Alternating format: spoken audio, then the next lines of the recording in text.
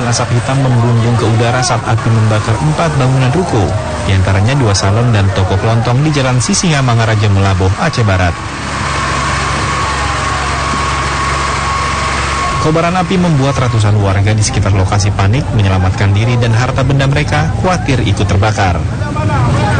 Warga yang berniat memadamkan api mengurungkan niat mereka khawatir terkena ledakan dari salah satu ruko yang menjual bensin eceran.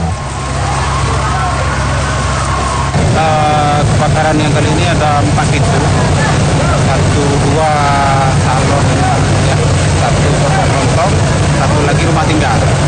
Jadi 4 pintu ruko lah. Penyebab kebakarannya apa nih? Sampai sekarang belum kami apa penyebabnya, lagi kita cari tahu juga. Yang jelas tadi kita sudah mengerahkan 4 unit mobil pemadam ya, untuk memadamkan api. Awal 30 menit lebih ya, 40 menit ya, api sudah bisa kita padamkan. Api yang besar memang ini bangunan terbuat dari papan.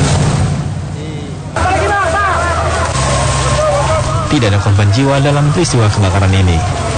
Dari Kabupaten Aceh Barat, Haidir Azhar, TV One mengabarkan.